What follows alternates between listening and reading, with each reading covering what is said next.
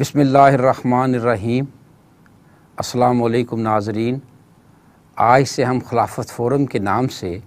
ایک نیا پروگرام شروع کر رہے ہیں، جس میں ہم ملک کی ممتاز شخصیات، دینی اسکالرز اور سیاستدان حضرات کو مدعو کریں گے۔ اس پروگرام کا اصل مقصد یہ ہے کہ ایسی شخصیات کے زندگی کے حالات، بین الاقوامی اور ملکی معاملات پر ان کی نظر اور ان کا دینی فکر، اس سے عوام کو آگاہ کیا جائے۔ اس سلسلے میں سب سے پہلے ہم نے تنظیم اسلامی کے بانی محترم ڈاکٹر اسرار احمد کو مدعو کیا ہے۔ ڈاکٹر اسرار احمد کی ذات کسی تعارف کی محتاج نہیں ہے۔ وہ درس قرآن اور قرآن کے انقلابی فکر کے حوالے سے نہ صرف ملک بلکہ عالم اسلام میں ایک منفرد مقام رکھتے ہیں۔ السلام علیکم ڈاکٹر صاحب، کیسے مزاج ہیں؟ وعلیکم السلام ورحمۃ اللہ، اللہ کا شکر ہے، ٹھیک ہوں۔ ڈاکٹر صاحب، آپ ذرا پہلے ہمارے ناظرین کو اپنی ابتدائی زندگی کے بارے میں کچھ بتا دیجیے۔ یہ سوال بہت آسان بھی ہے، بڑا مشکل بھی ہے، اس لیے کہ اس میں یہ طے کرنا کہ کتنی ڈیٹیلز میں جایا جائے یہ ذرا مشکل ہو جاتا ہے۔ میرا جو خاندانی پس منظر ہے وہ یہ ہے کہ میری والدہ حضرت صدیق اکبر رضی اللہ تعالیٰ عنہ کی نسل میں سے ہیں، صدیقی۔ لیکن میرا جو ددیال ہے اس کے بارے میں حتمی طور پر جو معلوم ہے وہ یہ ہے کہ میرے پردادا حافظ نور اللہ یہ رئیس تھے ایک قصبہ حسین پور، جو کہ یو پی کے مغربی ضلع مظفر نگر کے اندر واقع ہے،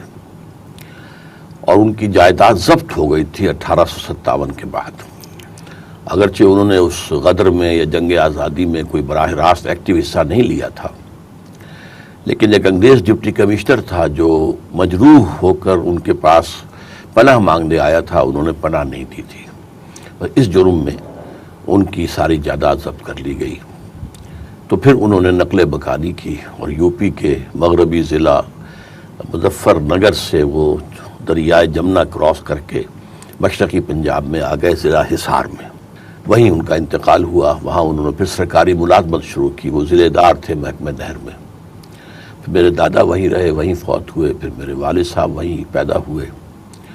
اور وہ ہمارے ساتھ پھر 1947 میں پاکستان آئے ہیں، بلکہ کہنا چاہیے ہم ان کے ساتھ پاکستان آئے۔ لیکن نسلی اعتبار سے جہاں تک اندازہ ہو سکا ہے وہ یہ ہے کہ ہم اگروال، یہ جو میری ددیال ہے، تو یہ اگروال کھتری راجپوتوں کی ایک خاص گوت ہے۔ راجہ اگر سین ایک ہوتا تھا بہت بڑا، اس کی اولاد، اس کی نسل، اس سے ہیں ہم لوگ ددیالی اعتبار سے۔ اور ان میں جو پہلے شخص ایمان لائے تھے، مسلمان ہوئے تھے، وہ پھر مسلمان ہو کر ان کا نام دیوان باری بخش رکھا گیا تھا۔ یہ باقی کوئی خاص تفاصیل ہمارے علم میں نہیں ہے۔ میری پیدائش جیسا کہ والد صاحب نے بتایا 26 اپریل 1932 کو ہوئی تھی، اور تھوڑا سا ایک پس منظر یہ ہے کہ اس سے پہلے ہمارے پاس صرف ایک چھوٹا سا مکان تھا، وہ جو ہمارے دادا کا تھا، وہیں پر رہائش تھی۔ لیکن یہ کہ میری پیدائش سے پہلے پھر والدہ نے اپنا سارا زیور فروخت کیا، اور ایک مکان انہوں نے اس وقت کی سمجھیے کہ حصار کی پوش آبادی جو ایک بن رہی تھی اس میں مکان بنایا، اور اسی مکان میں پھر میری ولادت ہوئی ہے۔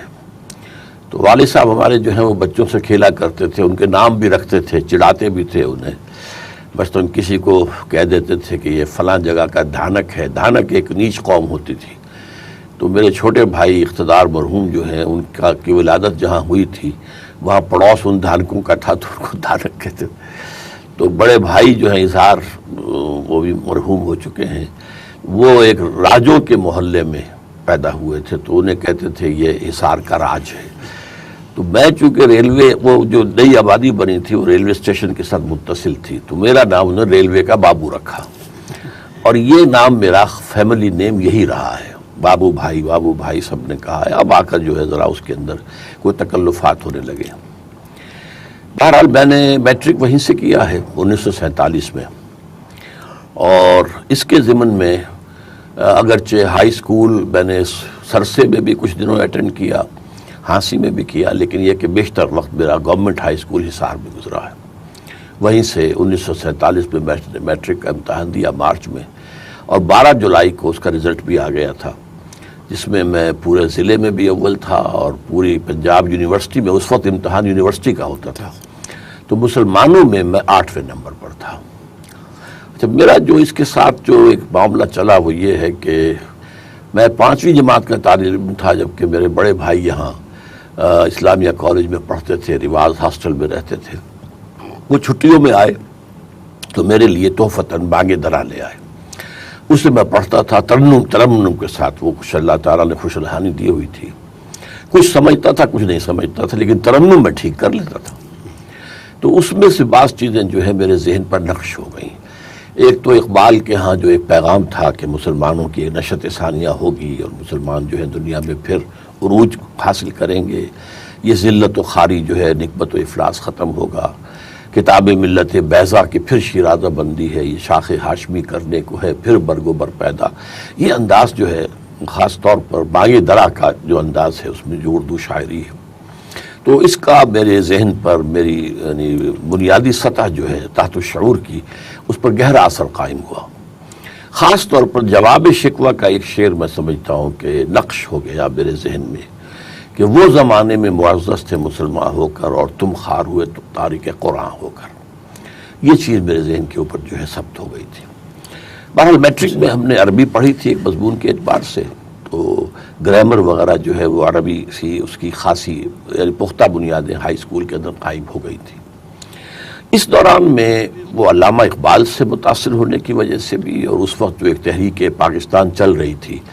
تو اس کا ایک جذباتی جو انداز تھا، اس میں بھی اس میں یعنی ایک چھوٹے سے کارکن کی حیثیت سے شریک تھا۔ میں مسلم اسٹوڈنٹس فیڈریشن کے جو مسلم لیگ کا اسٹوڈنٹ ونگ تھا اس میں شامل تھا اور ایکٹیو تھا، اور ضلع حصار کی اسٹوڈنٹ فیڈریشن کا میں جنرل سیکریٹری تھا۔ لیکن اسی زمانے میں نے مولانا مودودی کے کچھ بنیادی کتابچے بھی پڑھے، مولانا ابوالکلام آزاد کے بھی کچھ مقالات پڑھے، تو میں ایک اس دوسرے فکر سے بھی واقف تو ہو گیا تھا، اور ایک حد تک میرے اندر اس کے لیے نرم گوشہ پیدا ہو چکا تھا، لیکن میں بالفعل کام کر رہا تھا تحریک پاکستان ہی میں اور مسلم اسٹوڈنٹ فیڈریشن کے پلیٹ فارم سے۔ یہاں میں ایک آپ سے سوال کروں گا کہ آپ نے جیسے فرمایا اقبال سے بھی آپ کا تعلق بچپن میں ہوا، اور مولانا مودودی کی بھی تحریریں آپ نے پڑھی اور آپ اس سے متاثر ہوئے، اور اسی وقت آپ ایم ایس ایف کے یا مسلم لیگ کا جو ونگ تھا اس کے بھی آپ عہدیدار تھے۔ اس وقت وہ ایسا وقت تھا جب مولانا مودودی مسلم لیگ پر اور اس کی قیادت پر شدید تنقید کر رہے تھے، تو آپ یہ دونوں چیزوں کو اکٹھا لے کر کیسے چلے؟ میں اصل میں اس طرح کرتا تھا کہ جب وہاں کوئی بحثیں ہوتی تھیں،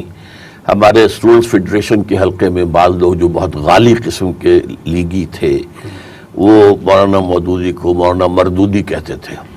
تو میں ان سے لڑتا تھا کہ کام غلط ہے، ان کی ایک رائے ہے، ان کی خیالات ہیں، اچھے خیالات ہیں، وہ اپنی جگہ ہے، ہمارا اختلاف ہے، ہم پاکستان کے لیے کام کر رہے ہیں۔ تو جماعت اسلامی کا وہاں ایک ہفتے وار اجتماع ہوتا تھا، اس میں درس قرآن ہوتا تھا، تو اس میں بھی میں ریگولرلی شریک ہوتا تھا۔ تو میرے نزدیک اس میں کوئی خاص تضاد نہیں تھا، ایک طریقہ کار اسلام کی نشرت ثانیہ کے لیے مولانا مودودی کا ایک طریقہ کار تھا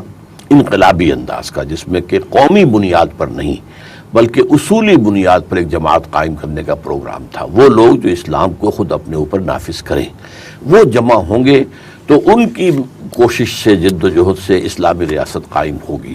1940 میں مولانا مودودی نے وہ مقالہ پڑھا تھا علی گڑھ یونیورسٹی میں اسٹریچی ہال میں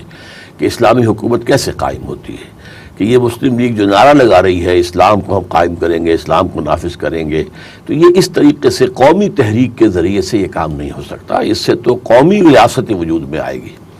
لیکن یہ کہ اس کے ساتھ ہی مسلمانوں کی ایک قومی کیفیت جو اس وقت تھی اور اس کے مستقبل کے تحفظ کے لحاظ سے محسوس ہوتا تھا کہ مسلم لیگ کا پروگرام جو ہے وہ یقیناً ایسا ہے کہ اس میں حصہ لیا جائے، تو مجھے کوئی تضاد محسوس نہیں ہوا تھا اس میں۔ ڈاکٹر صاحب 1951 میں پاکستان کے پہلے انتخابات ہوئے پنجاب میں،